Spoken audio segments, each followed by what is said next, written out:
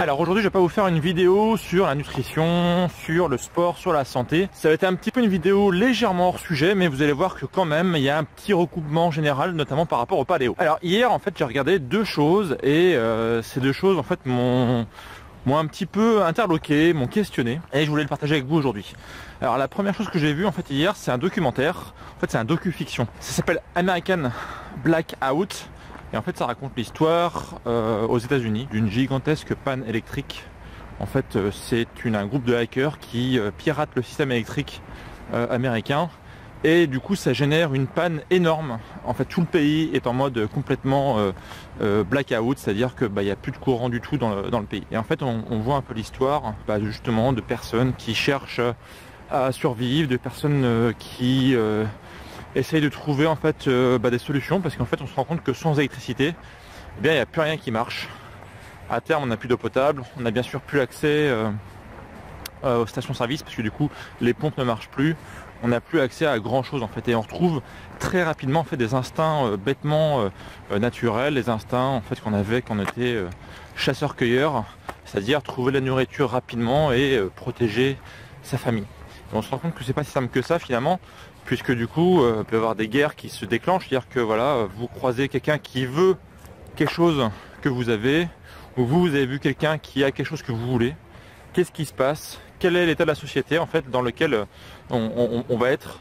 Et c'est tout ça en fait qui est extrêmement intéressant, c'est une sorte de projection sur le fait que notre civilisation aujourd'hui est basée complètement sur l'électricité, et que si demain pour une raison X ou Y, eh bien on n'avait plus d'électricité, eh bien ce serait le chaos, et on reviendrait à des choses extrêmement fondamentales comme trouver de la nourriture, trouver de l'eau potable, pouvoir se déplacer, etc., etc.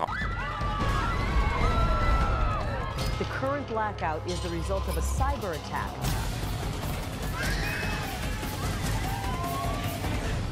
Why is nobody helping us? Et je sais pas si c'est le hasard ou pas, mais le soir même j'ai regardé un film que je voulais voir depuis très longtemps. C'est un film avec Tom Hanks qui s'appelle Seul le monde, je sais pas si vous l'avez vu. C'est un film donc, qui raconte l'histoire d'un expert du transport qui a un accident d'avion. L'avion en fait s'écrase en pleine mer. Tel est Robinson Crusoe, du coup le héros donc qui est joué par Tom Hanks va devoir donc survivre, parce que du coup il arrive sur une île déserte, une petite île où il est tout seul, et il va devoir donc du coup survivre. Et notre Robinson du coup il va être confronté exactement au même problème que dans le documentaire dont je vous parle au début, c'est-à-dire qu'il va devoir donc trouver la nourriture, il va devoir donc trouver de l'eau potable, comment s'alimenter, comment boire, il va donc devoir s'abriter, il va devoir voilà, c'est-à-dire des choses extrêmement basiques finalement, encore une fois. Des choses auxquelles on ne pense plus dans notre civilisation, parce qu'en fait on est complètement voilà, dans notre confort, dans un peu un idéal si je puis dire, où dès qu'on veut quelque chose on l'a. Et dans la nature c'est pas comme ça. C'est quoi du coup en fait le rapport avec la thématique de cette chaîne?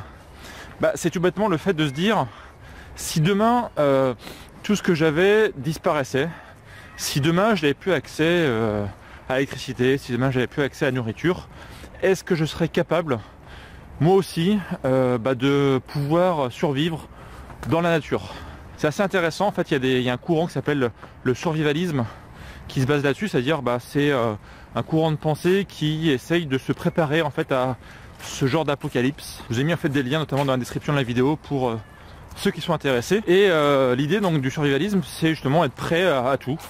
Alors moi je veux pas forcément aller dans cet esprit là, parce que c'est un esprit un peu extrême, mais dites-vous déjà, voilà, si demain il y avait une grosse coupure électrique, si demain il y avait un problème d'approvisionnement, donc par exemple voilà, de nouveau il y avait une sorte de pénurie d'essence ou une grève généralisée du pays, est-ce que vous avez avec vous des réserves? Est-ce que comme les hommes préhistoriques, vous faisiez vous aussi des réserves pour pouvoir justement subvenir à vos besoins ou à ceux de votre famille en cas de grosse nécessité? Et en fait là où ce que je vous emmenais en fait, c'est tout bêtement essayez de vous questionner là-dessus, et essayez en fait de prévoir de votre côté aussi, pas forcément un scénario apocalyptique, mais au moins être prêt à savoir faire des choses minimum.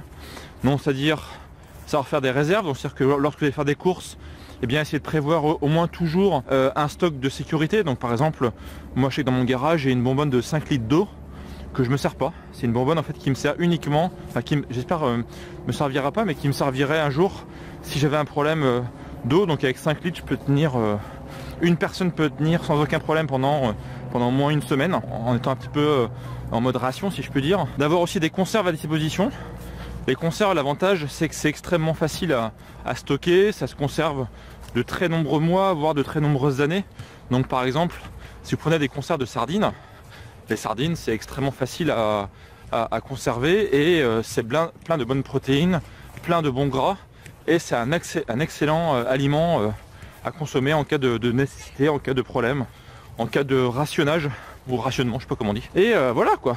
Par contre, ne comptez pas sur les fruits ou sur les légumes qui eux vont forcément dépérir assez rapidement et on ne peut pas compter sur eux pour avoir du stock de sécurité. Donc voilà, donc essayez de vous faire comme ça chez vous une sorte de petite réserve. Ça peut être une réserve juste de sécurité ou une réserve qui vous sert justement en cas de problème.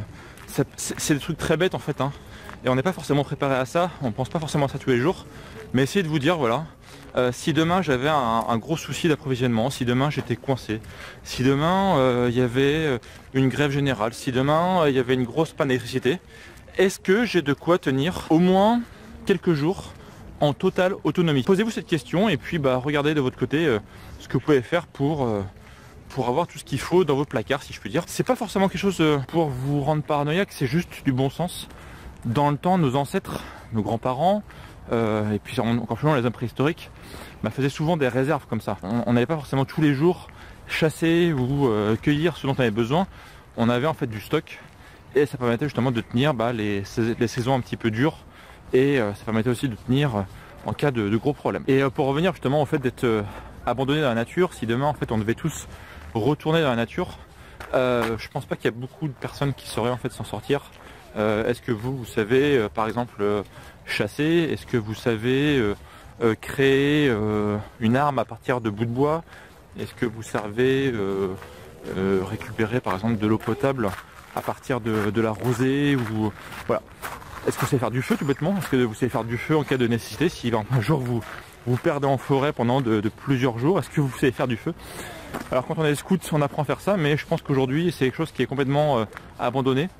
Donc je vous encourage vraiment à essayer de faire des petits tests, essayer de voir comment vous pourriez en fait vous en sortir si un jour vous aviez un problème. Et d'ailleurs il y a une chaîne aux États-Unis qui cartonne à mort, une très grosse chaîne YouTube qui je crois qu'il y a plus de 3 millions d'abonnés. Je vous ai mis pareil les références dans la vidéo. C'est une chaîne d'une personne qui vous explique tout bêtement, qui vous montre comment récupérer de l'eau, comment chasser, comment pêcher, juste avec ce qu'il y a dans la nature. C'est-à-dire en fait le gars il fait tout à partir de ce qu'il y a dans la nature. Il cherche pas, il n'utilise pas de couteau, il n'utilise pas de briquet. Tout ce qu'il y a dans la nature nous permet de survivre pendant plusieurs jours en totale autonomie. Et il vous explique comment faire. Donc c'est une chaîne YouTube américaine, mais le gars il parle pas en fait, il fait juste des démonstrations. Donc c'est assez intéressant. Je vous ai mis pareil les références dans la vidéo et je vous mets aussi des références de livres sur le survivalisme si vous voulez en savoir plus. Voilà, j'espère que cette vidéo donc vous a fait un petit peu cogiter, vous a fait un peu réfléchir sur cette notion de réserve de nourriture, de réserve stratégique. Est-ce que vous avez vous une réserve stratégique de nourriture, de boissons? Est-ce que vous êtes prêt peut-être un jour à vous débrouiller tout seul dans la nature? Qu'est-ce que vous feriez dans ces cas-là? N'hésitez pas à mettre dans les commentaires votre avis sur le sujet. Voilà, moi je vous dis à très bientôt pour de prochaines vidéos. Salut!